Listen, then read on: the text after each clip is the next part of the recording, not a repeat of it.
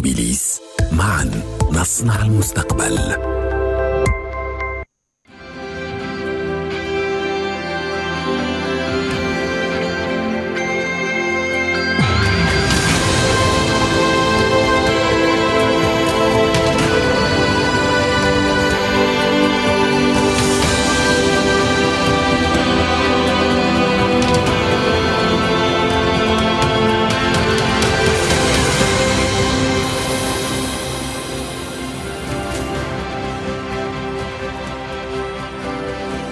Madame, Monsieur, bonsoir, merci de votre fidélité. 33e édition des Jeux Olympiques.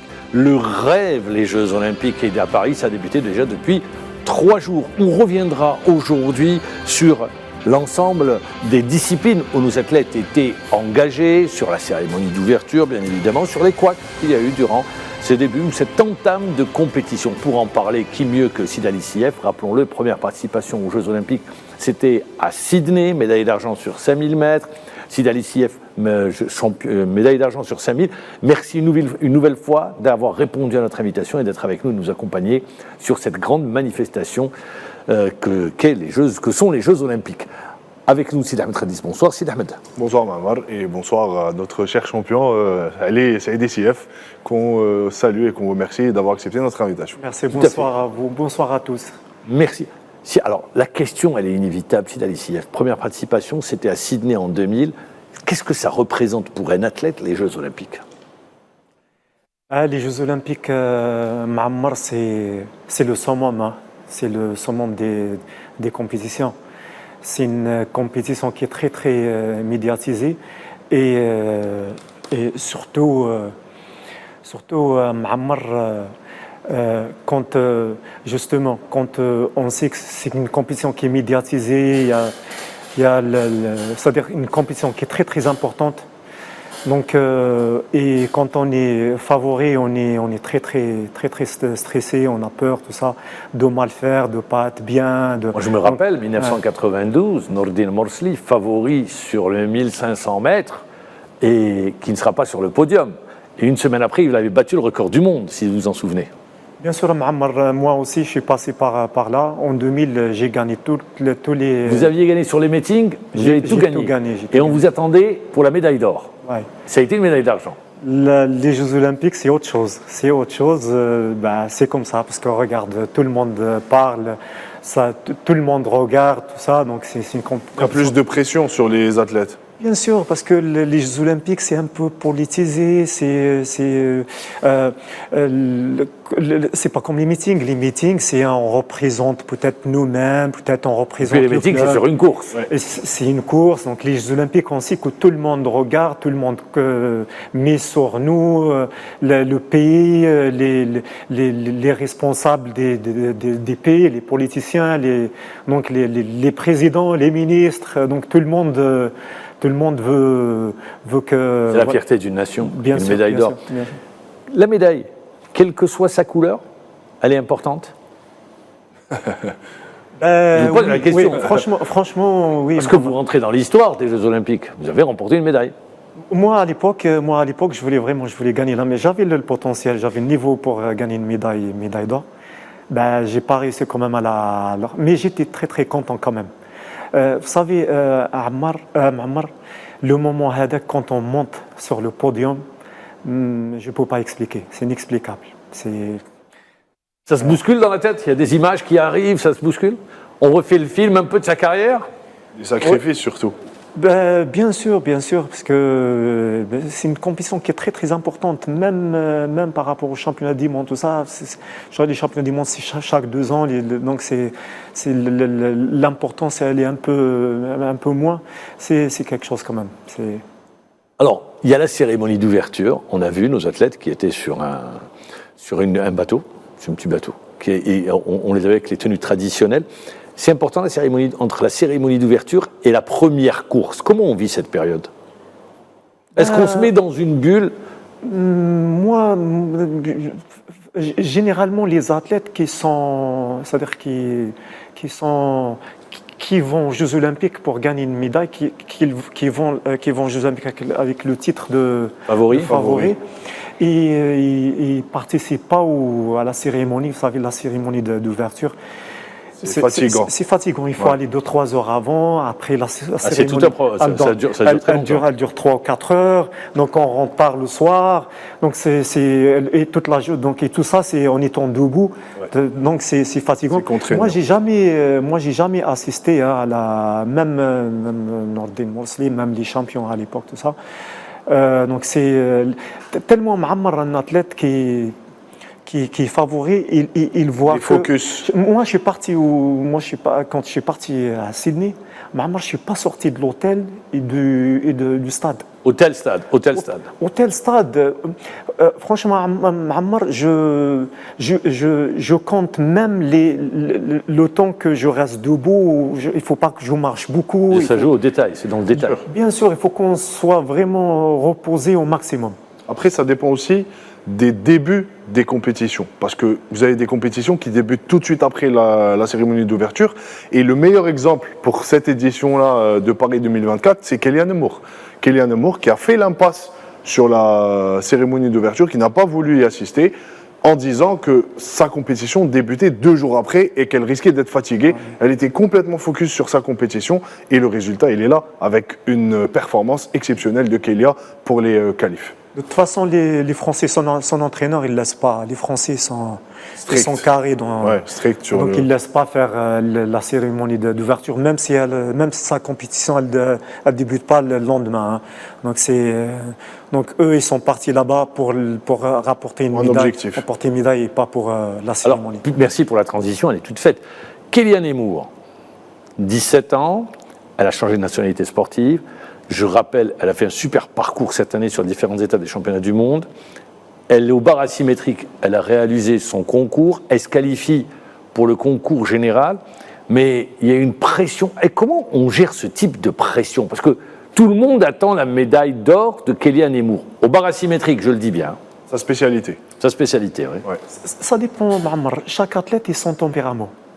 Il y a des athlètes qui m'ont dit Susceptible. voilà, susceptibles, tout ça, trop de calculs, ils font plein de films, plein d'histoires dans leur tête. Et comme ça, leur nature, ils calculent trop les choses, pas que dans le sport. Dans la vie de tous les jours. Dans la vie exactement. Et t'as d'autres athlètes à Ma'ammar qui s'en foutent. Moi, je me souviens de Makhloufi à Londres. À Londres. Ouais.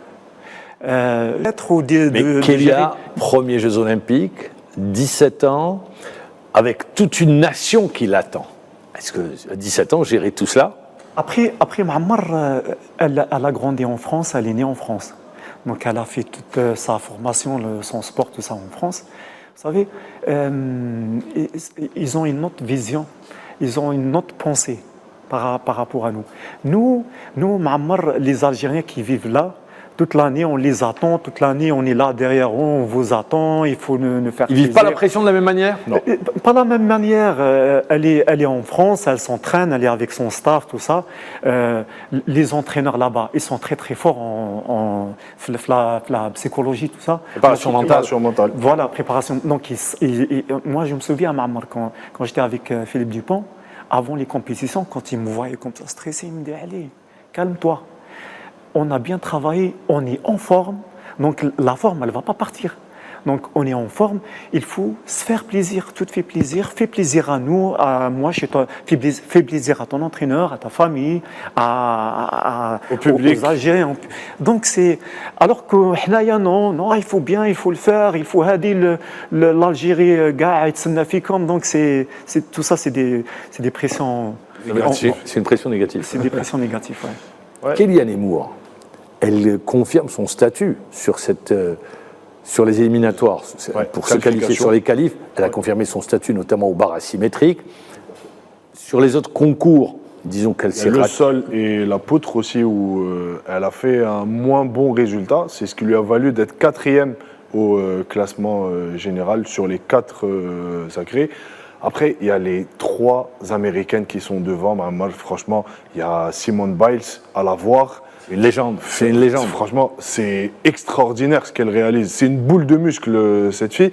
Mais je pense que Kélia a ses chances en finale. notamment, comme vous l'avez dit, dans sa spécialité. Sur les barres asymétriques, Sur on les barres attend asymétriques, avec minimum la médaille une médaille d'or. d'argent. Minimum médaille d'argent. Après, tout le monde l'attend à la médaille d'or, mais elle peut encore se surpasser sur le... Parce qu'au sol, c'est vraiment la technique et aussi la chorégraphie, parce qu'il y a le niveau de difficulté aussi dans les autres agrès. Il y a aussi la poutre, où elle peut encore... Parce que franchement, c'est ce que Biles maîtrise le mieux. C'est l'une des spécialistes mondiales de la poutre. D'ailleurs, il y a 2 figures qui sont à son nom. Au barre asymétrique, il y a un geste technique qui porte Et le nom au nom de Kélian. Kélian Tout à Imour. fait. Il y a Donc les Russes, chacune sa spécialité. Il y a les Russes, heureusement pour elle, les Russes qui sont très très forts dans cette Au barre asymétrique.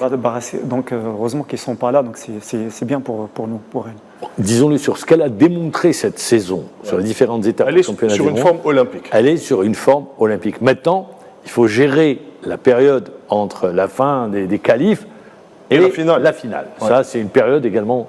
Il faut pas changer ses habitudes, quoi. Elle a bien commencé la dernière fois. Moi, j'ai toujours peur de la première compétition aux Jeux Olympiques. Parce que tellement on était trop stressé de mal faire, d'être pas bien, tout ça. Donc la dernière fois, elle était sereine, elle était bien. Elle était confiante, surtout que c'est-à-dire la compétition elle se déroule à Paris, à la salle de Bercy. Bercy, Donc ouais. elle a l'habitude, tout ça. Elle a ses repères, quoi. Voilà, et on peut dire qu'elle est un petit peu chez elle aussi, parce qu'elle a grandi, France. Elle a grandi en France, tout ça, elle vit en France. Donc tout ça, ça va l'aider. Après, je pense que c'est la véritable chance de médaille de l'Algérie pour débuter, bien sûr, pour ouvrir le bal des médailles, parce que sa finale, ça sera... On attend la moisson. On attend, exactement. Le 1er août, ça sera la finale des barres asymétriques.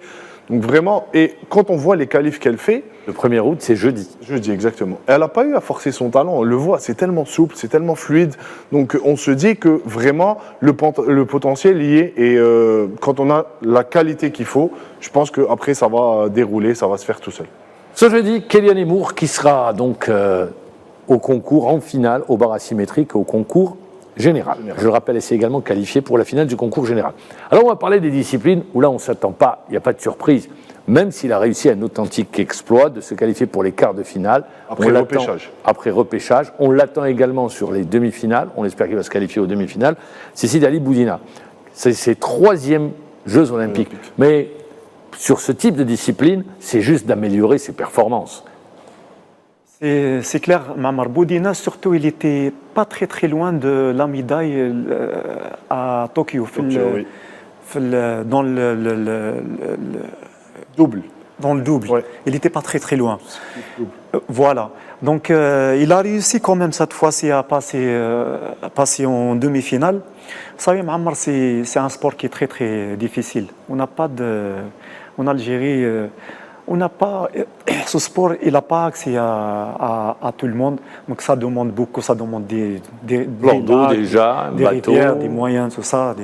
Donc ce qu'il est en train de faire, c'est très bien.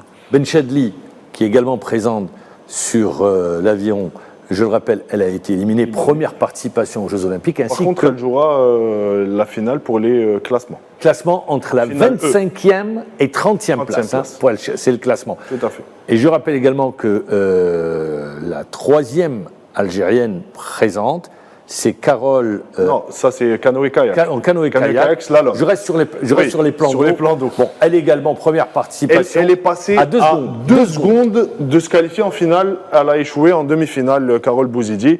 Carole Bouzidi qui n'est plus tout jeune et qui probablement serait ses derniers JO. Premier JO, première participation aux Jeux Olympiques. On arrive à la discipline qu'on attendait, c'est la boxe. La boxe avec 3 de nos athlètes qui étaient engagés aujourd'hui dans la compétition. Il y a eu les 2 Algériens, Qadi Mourad et le 2e Algérien, Yougorta. Baka. Très bien. Et la fille également, Khalif. Hadjila. Hadjila Khalif. Les 3 ont été éliminés. On va revenir juste sur le combat, la réaction de Mourad Qadi après son élimination battu par un Français dans la catégorie des lourds. J'ai subi une injustice et je demande justice, c'est tout. On est tous des athlètes, on a tous mérité de venir ici aux Jeux Olympiques, on mérite tous notre droit et je demande justice pour cette défaite d'aujourd'hui qui est vraiment amère pour moi. Vous êtes très touché, vous êtes préparé pendant très longtemps pour les Jeux Olympiques. Je me suis sacrifié, je me suis donné corps et âme pour les Jeux Olympiques. J'ai fait beaucoup de sacrifices, je me suis entraîné tous les jours, je ne me suis pas donné de repos, mais après de venir ici de voir cette injustice, c'est vraiment quelque chose d'indigne et je demande justice et tout. Qu'est-ce que vous reprochez aujourd'hui? D'être pas honnête, je demande juste mon droit. J'ai gagné le round, tu me le donnes. Ouais, du premier round. Premier round, deuxième round, troisième, il n'a rien fait, il a juste couru dans le ring. Mourad Qadi, vraiment déçu de son élimination, mais si on regarde le combat, quand on revient à ce combat en 3 rounds, on le voit au premier round, il y a eu la chute de son adversaire, mais... Suite à une glissade. Mais en revanche, moi, ce que je dis sur ce combat, moi je comprends sa déception, elle se comprend la déception sortie au premier tour, mais il a manqué, il n'a pas attaqué, il n'a pas été offensif. Et puis également, même dans ses tentatives, dans ses attaques, il n'a pas vraiment touché. En revanche, son adversaire du jour, on a vu des uppercuts il a été touché au visage, on a vu les enchaînements qu'il faisait, son adversaire du jour, d'où la décision des arbitres. Qu'est-ce que vous dites? Vous avez vu le combat? Moi, j'ai vu le combat. Je pense, moi, mon avis, je ne suis pas spécialiste, mais bon, j'ai parlé après le combat avec des boxeurs. Si vous permettez, on a un spécialiste avec nous, c'est le directeur technique national, M. Mourad Maziane. Il est avec nous en direct. M. Mourad Maziane, bonsoir. Bonsoir Mahmoud, bonsoir à vos invités. Merci d'être avec nous en direct. Alors, on le disait, Qadi, on l'a écouté. On va revenir rappeler que 3 de nos boxeurs, 2 boxeurs et une boxeuse ont été éliminés dès leur entrée dans la compétition. On était sur Qadi face aux Français. Qadi, pour lui, il y avait une injustice. Qu'est-ce que vous dites? Vous partagez son avis ou vous dites, bon, ça s'est joué sur 3 rounds et son adversaire a été beaucoup plus offensif? Bon, dans le détail, je dirais que déjà au départ, au premier round, j'avais bien suivi le combat. Au premier round, Mourad, il perdait pas son round, donc il gérait, il était concentré, il prenait pas de risque par rapport à un boxeur de petite taille, donc il entrait je dirais pas si il boxait en demi-distance, il aurait peut-être eu un coup en volée et peut-être parce que dans les catégories lourdes, sur un coup on peut faire la différence. Là, il était prudent, mais il gérait bien son combat, bien concentré, et pour moi il gagnait son premier round, mais malheureusement il a été donné perdant 4-1. Donc c'est ce qui l'a un petit peu perturbé. Bon, retour au coin, on lui annonce la décision. Je pense au cours du deuxième round, c'était équilibré entre les 2 hommes, donc il n'y avait pas une grande différence. Mais au troisième round, Mourad y revenait, donc je dirais qu'il a un petit peu surclassé légèrement son adversaire, mais bon, la décision déjà du deuxième round accordait 5-0 pour le Français. Donc j'avais déclaré déjà au départ que les garçons avaient un tirage un petit peu défavorable par rapport aux filles. Donc Aït Baka qui boxe le Cubain, donc vice-champion du monde, et Qadi qui boxe le représentant du pays hôte, donc ça n'a pas arrangé leurs affaires. Mais pour ce qui est du combat de Qadi, donc c'était pas c'était une légère victoire à mon sens pour Qadi. Voilà. Pourquoi vous dites une légère victoire pour Qadi? Au point? Parce que là, c'était pas le niveau n'était pas vraiment, même si le niveau du boxeur français n'était pas quelqu'un de très fort, mais la boxe de Qadi, il a boxé prudemment, donc il n'a pas pris de risque. Ah, il n'a pas pris de risque, hein, sur tout le combat. Oui, bon, à ce niveau. Et d'ailleurs, si vous permettez, Mourad Meziane, Oui. on le voit sur le 3e round, son adversaire change complètement sa garde. Il remonte Oui. les points pour se protéger. Pour lui, il avait déjà assuré les 2 premiers rounds. Oui, d'accord. Oui, c'est sûr, il avait assuré. Parce que le premier round 4-1, le deuxième round 5-0. Même s'il avait pris un coup, il n'a pas été compté au premier round. Il a été mis au tapis, mais il n'a pas été compté par l'arbitre. Là aussi, c'est une sorte de domination de Mourad au premier round, mais ça n'a pas été l'avis des juges. Voilà. Alors, j'ai écouté la déclaration de Dean. Vous l'avez écouté, son entraîneur? Non, je l'ai pas écouté, non. Dean, lui, est plus nuancé. Et il dit, bon, mon poulain, mon boxeur, c'est vrai, il n'a pas osé, il n'a pas attaqué, contrairement à ce qu'a fait son adversaire. Je ne sais pas si vous l'avez suivi ou pas. Oui, vous aurez oui. Quand ces deux boxeurs, un boxeur, le petit de taille, il cherche le boxeur de grande taille. C'est lui qui attaque. Et il peut pas, donc notre boxeur, il peut pas attaquer parce qu'il risque d'avoir des volets, des coups, des volets, et ça va arranger son adversaire. Il est petit de taille. C'est le petit de taille qui cherche à attaquer. Ils sont plus offensifs. Voilà, sinon Mourad Kadi, grand de taille, il le tenait à distance. Il y avait 1,92 contre 1,80 en taille, je crois, 33. Non, c'était... 1,83. La longe était pour Kadi. Plus importante pour Kadi, exactement. Donc il ne fallait pas que le Français entre... il fallait pas le boxer en demi-distance ou en courte distance. Donc il le maintenait à distance et bien sûr le Français cherche à se rapprocher le plus possible de Kadi pour le toucher. Voilà. Yugurta, lui, résultat logique face aux Cubains. Résultat logique, même si c'est le combat, la physionomie du combat, Yugurta n'a pas démérité, il a bien travaillé premier, deuxième round, mais la différence, je dirais que c'était au niveau des accélérations. Le Cubain, il était un petit peu plus rapide et plus précis. C'est là qu'il y a eu la différence, mais Yugurta n'a pas démérité. Il s'est bien défendu, il a bien boxé. Donc il n'a pas, il n'a pas subi le combat. Donc il a boxé, mais la différence, ça s'est fait au niveau de la précision des coups. Voilà. Donc et on verra le Cubain, il va atteindre la finale face aux Français. Donc on va le retrouver en finale. Et je terminerai par Hadjila Khalif, qui elle a été sortie également au premier tour. Effectivement, pour sa première expérience, il faut rappeler que Hadjila Khalif, c'est sa première participation à ce niveau de compétition. Donc elle affronte la Serbe plus expérimentée, 34 ans. Donc elle a plus de combats et elle est classée numéro 8 mondial et elle est quand même... Elle a participé déjà à des Jeux Olympiques. Pour sa première participation, Hadjila aussi, elle n'a pas démérité, elle a bien travaillé. Bon, même si le deuxième round était à sa faveur, on le donne à la Serbe. Mais bon, je dirais que c'est une défaite logique, même si Hadjila s'est bien défendu dans ce combat. Bon, donc pour une première participation, je pense que c'est positif pour Hadjila.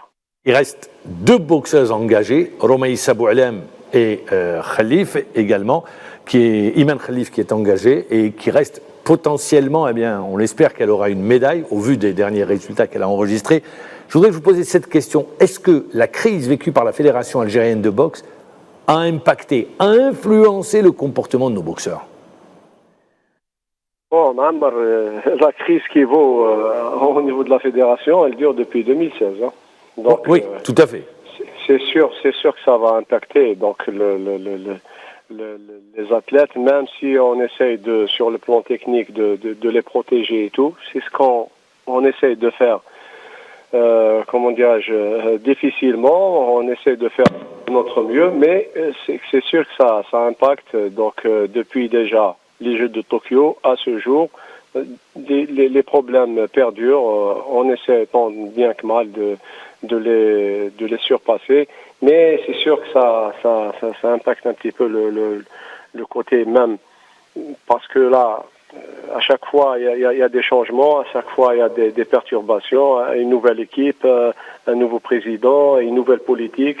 Donc c'est sûr que ça dérange un peu, Maamar. Même si dans le même temps, il faut le rappeler, nos athlètes présents aux Jeux Olympiques ont bénéficié de toutes les conditions de préparation. Oui, je le dis, effectivement. Donc, il faut savoir que une préparation olympique, pour préparer un athlète, il faut au moins, C'est un sur le cycle. moyen terme, C'est un au cycle. moins un cycle de 4 ans, ou bien 8 ans. Mais bon, sur 4 ans, il faut savoir que la qualification de nos athlètes s'est produite donc, au mois de septembre, donc fin septembre. Donc la préparation effective donc, des athlètes pour les Jeux Olympiques, elle a débuté au mois de décembre 2023. Donc depuis le mois de décembre 2023, les athlètes ont eu tous les moyens nécessaires pour une préparation de haut niveau, une expertise étrangère, des moyens de récupération, des stages, des camps d'entraînement. Tout ça a été mis en place, mais tout ça, pour une durée de 8 mois, c'est pas suffisant pour un athlète qui prépare les Jeux Olympiques. Donc, si on avait un peu plus de temps, où la préparation s'est étalée, disons, sur 4 ans, c'est vrai, on aurait pu, même si donc les athlètes qui se sont qualifiés, il y a des athlètes qui ont un potentiel comme Iman et Romaïssa, quand même, qui ont bénéficié déjà de la préparation depuis pratiquement 2 mandats, un mandat parce qu'ils ont participé déjà aux Jeux Olympiques de Tokyo. Ceux-là, donc, ils peuvent certainement avoir un résultat plus probant par rapport à Yurorta, Kadi et Hidjila qui sont à leur première participation aux Jeux Olympiques. Moulad Maziane, merci pour toutes ces explications. Merci d'avoir été avec nous en direct. Vous restez avec nous parce qu'on va parler également du judo et des disciplines et des athlètes qui restent engagés encore en boxe, tout juste après la pub.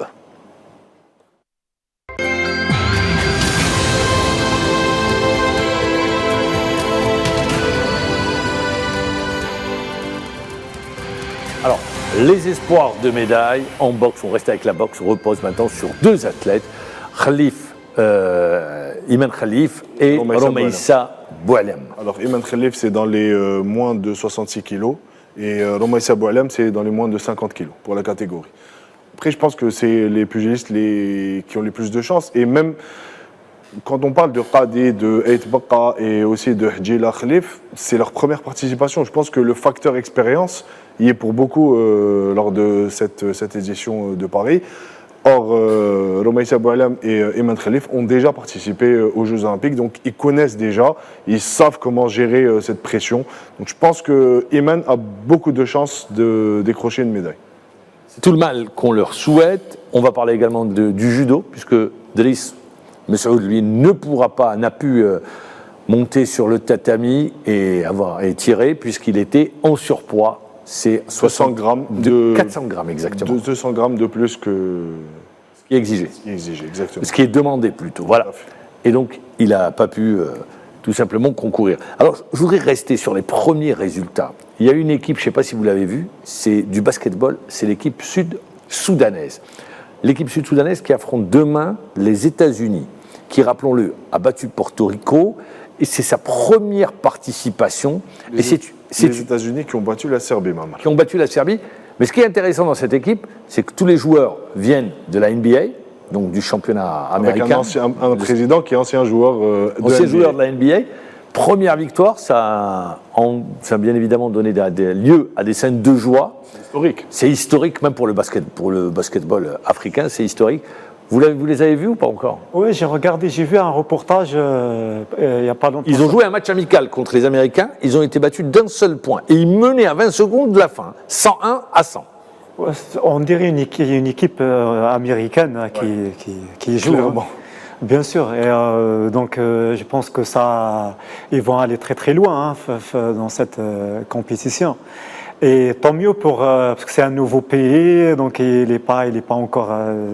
Donc ils vont faire de la promotion pour le Soudan du Sud. Hein, tant mieux pour eux. Hein. Ils vont avoir une très grande visibilité. Je reste sur les médailles africaines. Le rugby avec les Sud-Africains qui ont remporté une médaille de bronze. La Tunisie qui peut demain remporter une médaille sur 800 mètres en natation. On reviendra sur la médaille pour l'escrime. Pourquoi je le dis en natation sur 800 mètres? Parce qu'ils avaient remporté une médaille à Tokyo. C'était également en natation. L'escrime, vous venez de le souligner, avec une médaille de bronze pour les Tunisiens. Et il y a aussi l'Égyptien. Exact, en natation, en escrime également. Voilà, où ils sont distingués. En épée. Et ça, c'est les disciplines pourvoyeuses de médailles. L'escrime, la natation, voilà, on le et voit, l'athlétisme. Et l'athlétisme. Et la gymnastique. La gymnastique. Il faut miser sur ces disciplines parce que ça vous permet d'engranger beaucoup de médailles et de bien figurer au tableau. Bien sûr, Mouammar, les Tunisiens, ils avancent contraire à nous hein, dans l'escrime, la natation, tout ça. On avait découvert les Égyptiens. Ouais. C'était aux Jeux Olympiques de Londres, où ils s'étaient distingués avec une première médaille en escrime. Et là, maintenant, on voit la Tunisie qui se met également au diapason. Il y a eu beaucoup de travail qui a été fait à ce niveau-là. Bien sûr, Mouammar, moi j'ai regardé un petit peu ce que l'athlète qui a gagné la médaille en escrime, Mohamed hier. Il a commencé déjà très très bon en junior. Et depuis qu'il est junior, il est pris en charge par la Tunisie. Donc il a tous les moyens et il a participé à tous les Coupes du Monde, les étapes de... Tous les championnats du monde. Les étapes de Coupe du Monde. Ouais. Voilà, et c'est très très important à Ammar pour l'escrime. Parce que l'escrime, il faut les sparring, c'est un sport qui est très très technique. Donc lui, il avait cette chance-là de participer partout dans toutes les compétitions. Donc voilà, et on voit le résultat. Hein. Pour nous représenter. Contrairement aux nôtres, ils se sont fait éliminer, les trois se sont fait éliminer aujourd'hui. Exactement, il y a eu Ben Adouda, il y a eu aussi Kahili et la dernière c'était Saoussen Boudia. Beaucoup d'espoir sur Saoussen. Saoussen qui a été éliminé aussi dès le premier tour. Voilà, ils sont sortis dès l'entame de la compétition. Enfin, après, c'est des disciplines sur lesquelles on n'a pas réellement de tradition. Il y a eu un travail qui a été fait dans un premier temps, puis crise à la fédération. Exactement. Et donc ça a entraîné, ça a freiné. Crise de stabilité aussi. Ouais, ça a freiné le développement de la discipline. Vous vouliez rajouter? Alors moi je voudrais revenir également sur l'athlétisme. L'athlétisme, où on sera présent, où on l'attend avec Sedjati sur 800 mètres. Et je le rappelle également, beaucoup de pression sur les épaules de Sedjati. Hein. Il a signé la 3e meilleure performance de tous les temps, mais il y a 6 athlètes également qui ne sont pas loin, c'est très rapproché. Hein. Ils ne sont pas loin. Et surtout que Sedjati, il a montré son jeu. Donc les athlètes... Pour vous, il s'est découvert hein? Pour vous, quand vous dites qu'il a montré son jeu, oui, il s'est découvert il a un peu montré son jeu. Donc Sedjati, on a regardé les dernières compétitions. Donc, c'est un athlète qui est capable de suivre un rythme très très élevé. Donc, il n'a pas de problème. Et il arrive quand même à terminer plus rapide. Donc, il fait la différence. La dernière ligne droite. Voilà. Il arrive pour les derniers 100 mètres. Il arrive à tenir. Il reste debout, il reste bien gainé, tout ça. Et ça joue là. Donc, après, Mouammar, les meetings et les Jeux Olympiques, c'est différent. C'est différent. Les meetings, on court derrière le chrono, on a des lièvres, c'est une seule compétition, déjà on rentre sans stress presque. Voilà, on sait ce que... Mais les Jeux Olympiques à Mouammar, c'est hyper compliqué. Là, il a 3 courses à gérer. Ouais. Il faut gérer les 3 courses, il faut surtout arriver frais en finale, avec le stress, Mouammar, donc j'espère que ça va bien se passer pour lui. Maintenant, Mouammar, il faut qu'il gère bien la finale. Ça va pas être facile. Il faut qu'il se qualifie pour la finale. D'abord, oui. C'est pas simple. Ce n'est pas simple, Mouammar. Ce n'est pas simple. Et moi, je suis passé par là à Ma'amar, surtout le 800, je crois, c'est 2-2-2. C'est 2-2-2, C'est exact. 2-2-2. Voilà. Et Ma'amar, on n'a pas le droit à l'erreur, on est mal placé, ou c'est on ferme le Ah, dernier. une erreur, vous payez cash au 800. Donc justement, c'est ça qui nous stresse. Je pense que c'est la course la plus compliquée Parce que c'est entre. bien sûr, c'est une course qui est Pour le rapide. demi-fond, c'est. Ouais. Enfin, par rapport au 1500, le 800 mètres, c'est plus compliqué, c'est plus technique, c'est Bien sûr. plus de stratégie. C'est Parce que tactique. surtout Ouais. les courses, Plus de stratégie, surtout les courses du calife, Ouais. Les séries. les séries, généralement, ça se court pas rapide les premiers 400. Donc le dernier 400, le dernier 300, les athlètes, ils ont tous presque le même niveau. Donc ils attendent tous les derniers 300, donc à partir de 300 mètres, derniers 300, ils se placent. Donc les derniers 200, tout ça, et ils essayent d'accélérer. Et le dernier 100 mètres, il faut être là, il faut être bien placé et tout ça. Et quand on accélère, il ne faut pas qu'on soit encombré ou gêné par. Donc c'est pas simple. La course de Sejati, Ce c'est sera ça. le 7 pour les séries, le 8 pour le repêchage et demi-finale le 9, finale le 10. Ben voilà, on a le programme de Sejati. Allez, on va enchaîner avec des hauts et des bas. Ah ben, on va enchaîner directement des hauts et des bas, le jingle, c'est pas grave, on le retrouvera la semaine prochaine. Alors, les Jeux Olympiques de Paris, moi je voudrais vous poser une question. La cérémonie d'ouverture, qu'est-ce que vous dites? C'est la première fois que c'était hors d'un stade, il faut le rappeler. J'ai bien aimé Alassane, tout ça, c'était C'était beau, c'était beau. C'est vrai, c'était beau, c'était beau. Ça a été magnifique. C'était un très très beau spectacle, des stars du sport mondial, des chanteurs. Carl Lewis, Nadia bien sûr. Comaneci, Nadal, Zidane. Non, c'était- Après, dans un autre contexte, elle a été beaucoup critiquée, la cérémonie d'ouverture. On sort du sportif, on est vraiment dans l'extra sportif. Et c'est une cérémonie d'ouverture qui a été boycottée, interrompue dans plusieurs pays par rapport à des actes, on va dire, qui ne font pas honneur au. Disons chacun avec ses sa cultures, il a été décidé. Voilà, c'est chacun avec sa traditions, culture. non, mais au-delà de ça, je pense que sur l'aspect sportif, pour moi, c'est mon avis personnel, c'est vrai que c'est beau d'être à l'extérieur, d'avoir ces paysages, et d'autant plus que la ville de Paris regroupe beaucoup de monuments historiques, surtout des c'est très beau. Mais pour moi, l'esprit du sport, enfin pour une cérémonie d'ouverture pour les JO, doit se faire dans un stade. Mais bon, ça c'est une première. une première. C'est 350 000 personnes, 320 000 personnes. C'est 4 stades. Ouais. Tu as 80 000 personnes, c'est ce qu'il faut retenir. 4 fois plus. Deuxièmement, il y a eu toute la diversité, la Oui, culture bien sûr. également qu'on a pu voir. C'est pour ça que je dis c'est Et- un pari qui a été tenu sur cette cérémonie Bien sûr. d'ouverture. Au-delà de la cérémonie d'ouverture, depuis le début de la compétition, est-ce qu'il y a une image que vous retenez sur ces premiers jours de compète?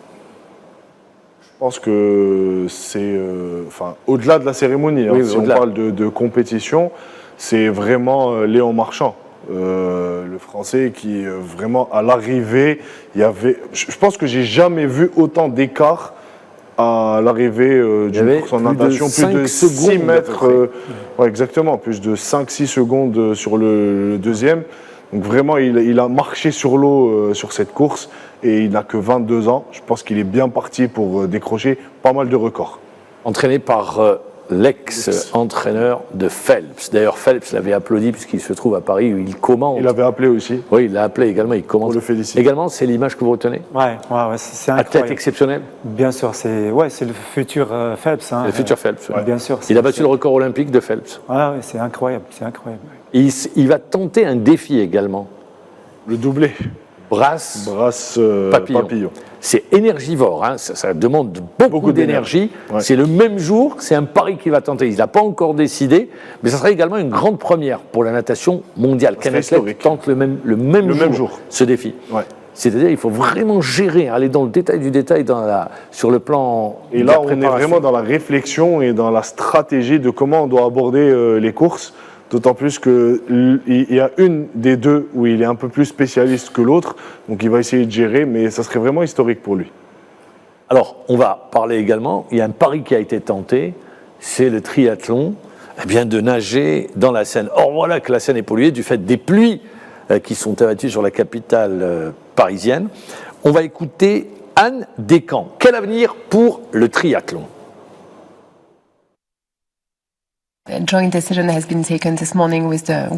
Nous avons pris ce matin la décision commune avec la Fédération internationale de triathlon d'annuler l'épreuve de natation pour les entraînements. Mais comme prévu, nous avons décidé de maintenir les étapes de course et de vélo. Ceci est dû aux fortes pluies qui se sont abattues sur Paris les 26 et 27. Cependant, nous sommes optimistes quant à l'amélioration de la qualité de l'eau de la Seine en vue des prévisions météorologiques des 2 prochains jours.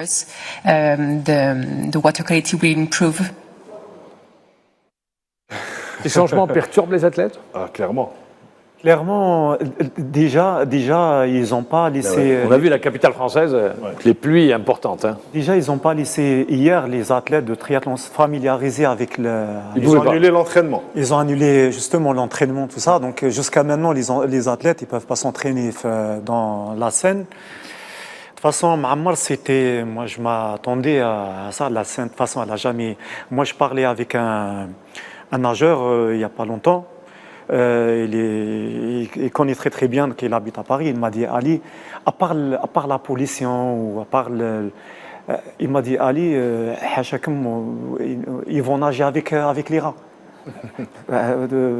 Donc, Ma'ammar. Après, il y a eu beaucoup de moyens qui ont été mis par la mairie de Paris, justement. Il y a eu beaucoup d'argent qui a été dépensé pour justement purifier l'eau, nettoyer un peu et que ce soit l'eau soit nageable. Donc par la suite, je pense qu'aujourd'hui, ce qui fait la différence, c'est qu'ils ont une alternative de secours. C'est qu'en dernier recours, ça serait du duathlon. Donc, après, ça va pas être la même chose. Oui, ça va être la même chose, c'est clair. C'est dommage parce que maintenant, la Fédération internationale du triathlon, ils préfèrent organiser les championnats dans des lacs, dans les lacs ou dans des ports, dans des endroits fermés. Bien sûr, ils enlèvent les bateaux, tout ça, comme ils ont fait à Tokyo. Moi, ce que je ne comprends pas, en France, ils ont un grand, à Nice. un grand triathlon, l'Ironman à Nice. Tout à fait. Ils organisent souvent des meetings, des championnats du monde. Voilà, c'est un triathlon qui... Pourquoi ne pas aller à Nice? Bien sûr. Parce qu'on s'attendait... Ils se sont entêtés sur la question de faire nager les... Sur la Seine. Sur la Seine. Tout le monde s'est entêté, les politiques sont entêtés, tout le monde a voulu la Seine. Problème, pas que le triathlon, il y a même la natation. Dans l'eau libre, c'est... En eau libre. En eau libre, ça va se dérouler sur la Seine. Ça va être pareil. Hein, et donc tout à fait. Voilà. Alors qu'ils auraient pu délocaliser sur d'autres villes. Il y a eu un entêtement. Nice, justement. Et c'est les premiers perdants, Ma'ammar, les Français. Parce que s'ils vont faire le duathlon, le duathlon, c'est une discipline dérivée. Il reste que deux étapes voilà. sur les... Donc ils vont remplacer la course à pied, vélo, course à pied. Exactement. Donc ils vont garder... Voilà. Et la France, ils vont perdre 3 médailles. Actuellement, ils sont les plus forts chez les hommes et chez les femmes et les roulés, femmes et hommes. En mixte. Donc, voilà, en mixte. Donc c'est dommage. Hein. Ce qui est sûr, on va voir ce qu'elle a décidé. Bon, de toute façon, la décision va être prise. Elle va être prise dans les tout prochains jours, parce qu'ils ne peuvent pas continuer, ça ne peut pas être éternellement. À un moment donné, c'est tombé hier comme dernier recours du duathlon. Il faudra prendre une décision. Et puis il y a eu des petits couacs comme ça dans les différentes épreuves. Ouais. Des couacs logistiques depuis le début de la compétition. Il y a eu ce fameux match Argentine-Maroc qui s'est arrêté pendant 2 heures et qui a repris 2 heures après pour voir le but annulé, finalement, l'égalisation annulée de l'Argentine. Il y a eu le Sud-Soudan, vous en parliez tout à l'heure, le Soudan du Sud, qui a vu son hymne national interrompu parce que c'était pas le bon. Il y a eu aussi les joueurs de hockey allemands et britanniques qui se sont plaints de la nourriture au sein du village olympique. Il y a eu les lits en carton qui ont fait... Ça existait à Tokyo, les lits en carton. Oui, ça existait à Tokyo, mais qui ont fait un peu parler sur les réseaux sociaux. Même les athlètes eux-mêmes se sont prêtés au jeu, ont fait des petites vidéos sympathiques. Donc il y a des petits couacs logistiques comme ça qui font que... Après, c'est un événement où il faut s'attendre à ce qu'il y ait... 14 000, plus de 14 000 personnes, il faut s'attendre 14 000 athlètes. Par contre, ce qui est bien, Ma'ammar, c'est que ce que j'ai remarqué depuis le début de la compétition, c'est que ce soit les salles, que ce soit pour le beach en plein air, pratiquement toutes les enceintes sont pleines. Et on voit un engouement pour les Jeux à Paris. Et vraiment, parce que, souvenez-vous, à Tokyo, c'était pas la même chose, c'était conjoncture Sortez du cadre Covid. Là, c'est différent. On est revenu exactement sur ce qui se sur faisait l'esprit auparavant, que ce soit Jeux Olympiques, ou que ce soit Londres, Pékin, engouement ou avant, hein. sportif. Donc vraiment, c'est la bonne note pour Paris 2024 jusqu'à présent. Le village, vous avez vécu au village? Ouais. C'est une ambiance particulière, le village. Qu'est-ce que vous gardez comme souvenir du village? Ma'ammar, moi je me souviens surtout dans le village, c'est croisé. Ma'ammar, c'est manger dans le restaurant avec Messi, avec Nadal, s'asseoir comme ça, avec LeBron James. avec Roger Federer, tout ça, c'est incroyable. Et Ma'ammar. vous échangez? Bien sûr, on parlait. Moi, je me souviens en 2008, il y avait l'équipe d'Argentine olympique avec Champion Messi, olympique. et championne olympique. Et Messi, il était cool, il parlait avec tout le monde. Voilà, Nadal aussi, pareil. Après, il était tout jeune à l'époque. Il avait 19, Voilà, 20 ans, il je venait de pense. commencer. Ouais, il venait de commencer. Ouais. Et vous immortalisez ces moments à travers des photos? Bien sûr, Ma'ammar. Et après, il n'y a pas que ça, Ma'ammar. Il y avait même les anciens, comme Mohamed Ali, comme ils assistaient. Qui viennent rendre visite aux Qui viennent athlètes. rendre visite au village. Il n'y a pas que ça. Même j'ai croisé des chefs d'État dans le village qui viennent aussi. Donc le charme, Ma'ammar, des Jeux Olympiques, c'est le village. C'est la convivialité qui existe. Cohabitation Et aussi tout le de monde, tous les athlètes. tout le monde se retrouve au village. Par contre, vous avez des athlètes qui, eux, ne viennent pas au village. Djokovic a dit « j'irai au village faire un tour », mais je ne vais il pas a dit ce habiter, matin, d'ailleurs, lors du match face je vais à pas Nadal. habiter au village. Parce qu'il voulait être concentré, il la veut, sa Il médaille veut la d'or. médaille. Mais cette fois-ci, avant, on était tous obligés d'être au village. Depuis les Jeux Olympiques de 2012. Non, de Athènes, 2004. Ah, d'accord. Les athlètes, ils sont obligés d'être pour les contrôles antidopage, tout ça. Comme ça, ils sont sur Oui, place. mais je pense que depuis 2012, les athlètes peuvent choisir d'être au village ou pas. C'est En tout cas, moi, je me souviens, en 2004, on était obligés d'être tous au village. d'être tous Mais au je pense que village. depuis Pour Londres le- 2012, Pour le contrôle antidopage, vous êtes obligé de dire où est-ce que vous êtes. tout à fait. Et vous n'avez pas intérêt à déroger. Ouais, mais des fois, il y en a qui arrivent à... Et ils sont sanctionnés. Ouais. Ils sont sanctionnés Ouais. par l'Agence mondiale Ouais, ouais. antidopage. Je voudrais rester avec vous également sur, par exemple, cette image aujourd'hui. On a vu le match entre Djoko et Nadal. Qualification. Ultime match. 60e confrontation Entre les deux. ces deux géants, ces deux légendes du tennis mondial. Ça pourrait être le dernier match de Nadal à Paris, puisque, rappelons-le, c'est le maître incontesté à Roland-Garros. 14 fois champion. Oui, on l'a vu, c'était également une belle confrontation, une belle image. Bien sûr, Deux Mohamed, géants, deux légendes. C'est quand même c'est quelque chose quand même pour le tennis, hein, et pour les Jeux Olympiques. Nadal a déjà gagné la médaille olympique. Ouais. Et je rappelle qu'il est en double avec Alcaraz, avec Alcaraz. son Ils compatriote. ont gagné En leur revanche, premier match. Djoko ne l'a jamais gagné. Ouais, ça va être les plus belles moments des Jeux Olympiques, Mohamed, le match. Hein. Donc, Après, je pense que même les chiffres sont là pour confirmer ce qu'est en train de dire Mahamar. Il le disait tout à l'heure sur le match, le cours Philippe Chatrier à cette heure-ci n'a jamais été aussi plein. C'est vrai. À 13h30. n'a jamais été aussi plein. D'ailleurs, il s'est plaint de l'horaire. Ils Exactement. se sont plaints de les deux. l'horaire tous les deux. Les deux, en disant vous nous faites jouer à 13h30, mais non, ce n'est pas un horaire pour jouer au Tout à tennis. fait. Messieurs, on arrive à la fin de l'émission. J'espère qu'on se retrouvera la semaine prochaine et qu'on parlera de la médaille de... On rappelle juste le Jeudi. programme de demain. Il y Ah aura l'entrée en liste de la natation avec Nessim Djahed, qui, rappelons-le, a été invité. C'est des invités. Voilà. Ils ne sont pas qualifiés Invité, au minima. c'est pas Il qualifié y a au un seul minima. athlète qui a réussi des finales. Et c'est demain, il y Saïd aura Ness. aussi le porte-drapeau qui rentrera en lice, Amina Belkadi, en judo. On espère que ça sera une meilleure journée que celle d'aujourd'hui, où on a vu pratiquement tous nos Ça va athlètes être compliqué. Ça va être sortir. compliqué. Sur les deux disciplines dont vous parlez, ça va être compliqué. Mais moi, je le disais, j'espère lundi prochain, quand on reviendra, eh bien, on parlera de cette médaille qu'on attend tous, Kylian de Nemours. Kélia Nemours, puisque c'est ce jeudi qu'elle sera en finale. Une nouvelle fois, Saïd ICF, merci d'avoir répondu à l'invitation. Vous irez à Paris Inch'Allah, la semaine prochaine. la semaine prochaine Ouais. Vous irez au village pour apporter Bien des sûr, accrédités. Inch'Allah, bien sûr. Ouais. Ah ben très bien, Ouais. comme ça vous allez accompagner, vous avez toute l'expérience Ouais, voulue. ouais. Sidi Ahmed Redis, bonsoir Merci à vous. et merci encore une fois. Moi je vous dis merci de nous avoir accompagnés, merci à toute l'équipe technique qui nous a accompagnés ce soir. Je vous dis au revoir et je vous donne rendez-vous lundi prochain à la même heure. Au revoir.